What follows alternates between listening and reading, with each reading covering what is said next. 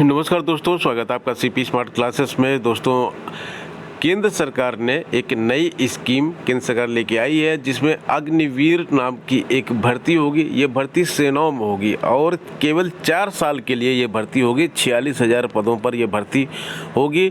एक नया प्रोजेक्ट है। इसमें जो भर्ती होगी वो संविदा पर होगी। सेना में भी अब संविदा पर कर्मी रखे जाएंगे 4 साल के लिए। शुरुआत में इनको 30,000 का वेतन मिलेगा। चौथे साल तक जब ये रिटायर होने वाले होंगे संविदा कर्मी, तो इनको वेतन जो है 40,000 उस समय मिलेगा। और इसके साथ साथ 11,71,000 का इनको कर मुक्त सेवानिधि पैकेज भी दिया जाएगा। रक्षा संबंधी मंत्रिमंडल समिति की मंजूरी के बाद रक्षा मंत्री राजनाथ सिंह ने मंगलवार को अग्निपथ की औपचारिक घोषणा की है।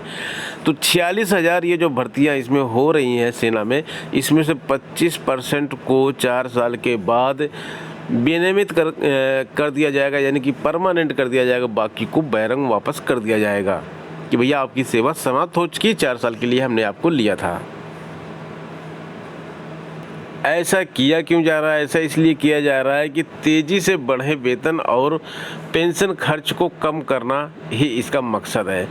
तो जो हमारे सैनिक हैं, जो हमारी सेना के जवान हैं, जो हमारी सेना के अधिकारी हैं, उन सबको जो है वेतन और पेंशन पे जो खर्च पड़ रहा है वो सरकार के ऊपर बहुत भारी पड़ रहा है। सरकार उस खर्च को कम करना चाहती है, इसलिए सरकार ने संविदा कर्मी रखने की योजना शुरू कर दी है। संविदा कर्मी जो होते हैं वो एक, ये समझ लीजिए, एक हड्डी का टुकड़ा फेंका जाता है, एक लालच दिया जाता है। 25% इसमें से परमानेंट होंगे। अब आप ये बताइए, 46,000 जो भर्ती यहाँ पे हो जाएंगे, उसमें से ये जब इनको मालूम है कि खाली 25% ही परमानेंट होंगे, तो 4 साल तक ये 46,000 जो है सैन्य कर्मी अधिकारियों के नौकर बन के रहेंगे। जो अधिकारी चाहेंगे वो ये करेंगे। अब चाहे उनके घर में पौधों को पानी देना हो या उनके घर में सब्जी भाजी लानी हो, सब कुछ करेंगे क्योंकि इनको परमानेंट होना है। केंद्र सरकार 1.5 साल में 10 लाख पदों पर भर्ती की योजना लाई है और इसमें जो है कई विभाग हैं जिनमें ये भर्ती की जाएगी। तो सभी विभागों को मिलाकर जो है करीब 10 लाख पद भरे जाएंगे। टीजीटी पीजीटी के बाद एलटी ग्रेड भर्ती का इंतजार छात्रों को है और यूपीपीएससी को 3,000 पदों का दियाचिन मिल चुका है। तो यहाँ पे छात्रों ने मांग की है कि जल्द से जल्द विज्ञापन जारी कर दिया जाए एलटी ग्रेड का भी, जिससे कि छात्र जो टीजीटी पीजीटी में, कुछ छात्र ऐसे जो आवेदन नहीं कर सकते तो एलटी ग्रेड में कर सकते हैं, और कुछ छात्रों के जो सब्जेक्ट के जो पद हैं यहाँ पे बहुत कम है, तो कम से कम वहाँ पे आवेदन वो कर सकें। 4 साल पहले एलटी ग्रेड की शिक्षक भर्ती का विज्ञापन जारी किया गया था 2018 में। पूरी कवरेज सीपी स्मार्ट क्लासेस के माध्यम से आपको दी गई थी, एक एक पल की जानकारी दी गई थी।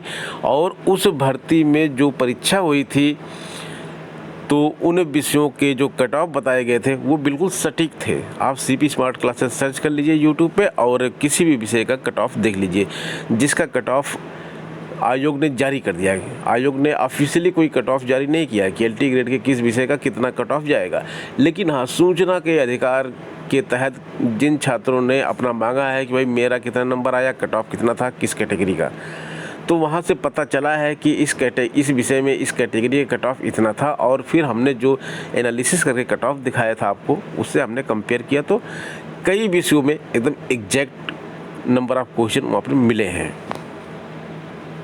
वहीं टीजीटी पीजीटी की कम पदों पर भर्ती आने का विरोध लगातार छात्र कर रहे हैं और युवा मंच कार्यकर्ता चयन बोर्ड पे कल पहुंच गए थे, लेकिन इनके विरोध में मतलब किसी भी प्रकार का कोई दम नहीं दिखा, क्योंकि 40,000 भर्ती की मांग की जा रही थी युवा मंच के द्वारा। 27,000 पदों को जोड़ने की बात की जा रही थी, लेकिन जो कल छात्र पहुँचे थे, प्री प्लान्ड इनका प्रोग्राम था और उसके बाद भी जो छात्र पहुँचे तो उनकी संख्या 40 भी नहीं थी। तो ये एक थोड़ा सा छात्रों के लिए खुद एक असंतोष भरी न्यूज़ है, क्योंकि अगर आप किसी चीज़ का किसी चीज़ की मांग कर रहे हैं, किसी चीज़ का विरोध कर रहे हैं, तो कम से कम आपके पास एक संख्या बल भी होना चाहिए। अब 20 तारीख को राजधानी में आंदोलन करने की यहाँ पे चेतावनी छात्रों ने दी है। अनिल सिंह ने वार्ता के बाद कहा कि चयन बोर्ड अपने दायित्वों का निर्वहन करने में विफल है। उन्होंने प्रदेश भर के प्रतियोगियों को 20 जून को लखनऊ पहुंचने को अपील की है। प्रदर्शन में अम्बरीश चतुर्वेदी, अरविंद मिश्रा, करण सिंह परिहार, आशीष पटेल, ज्ञान प्रकाश सिंह ये सब मौजूद थे। तो जब इलाहाबाद में आप धरना प्रदर्शन करते हैं, 40 साथी भी आपके साथ नहीं पहुंचते हैं, तो आप ये कैसे मान के चलते हैं कि लखनऊ में आप धरना प्रदर्शन करेंगे और वहाँ ज़्यादा से ज़्यादा संख्या में छात्र पहुंच जाएंगे। तो खैर देखते हैं, जो भी अपडेट होगी लखनऊ के धरना प्रदर्शन की वो भी आपको इस चैनल के माध्यम से दी जाएगी। रेलवे अगले 1 साल में 1,48,486 भर्तियां करेगा। तो ये जो भर्ती की जानी है इसमें कई पद हैं। ये जो केंद्र सरकार की भर्ती मैंने बताई जिसमें कि 10 लाख भर्ती की जाएगी, ये भी उसी का एक पार्ट है।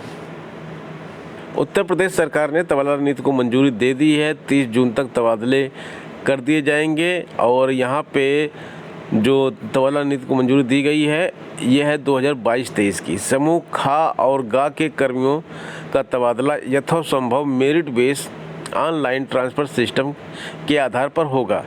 प्रदेश सरकार के प्रवक्ता ने बताया कि तबादला नीति के तहत एक ही जिले में 3 वर्ष और मंडल में 7 वर्ष पूरे करने वाले समूह का खा के अधिकारियों के तबादले किए जाएंगे। का और खा के तबादले संवर्गवार कार्यरत अधिकारियों और कर्मचारियों की संख्या के सापेक्ष अधिकतम 20% तथा समूह गा और घा के संवर्ग वर्ग कर्मियों के तबादले अधिकतम 10% सीमा तक किए जाएंगे।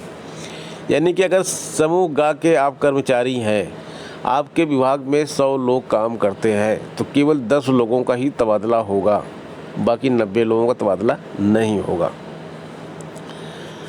और भी फैसले लिए गए हैं। परिवार में संपत्ति बंटवारे पर स्टाम्प शुल्क में छूट दी गई है और यहाँ पे लिखा है कि अचल संपत्ति बंटवारे पर स्टाम्प शुल्क में छूट देने का फैसला किया गया है। अब संपत्ति चाहे जितने की हो, इस पर सिर्फ 5,000 रुपये का स्टाम्प शुल्क फिक्स कर दिया गया है।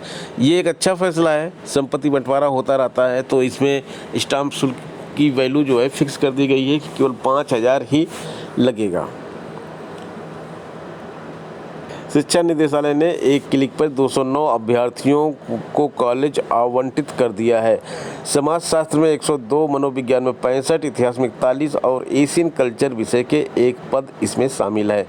बात कर रहे हैं असिस्टेंट प्रोफेसर भर्ती की विज्ञापन संख्या 50 की, जिसकी ज्वाइनिंग इस समय हो रही है और छात्रों को कॉलेज आवंटित किया जा रहा है। तो इन 4 विषयों के भी कॉलेज आवंटित कर दिए गए हैं।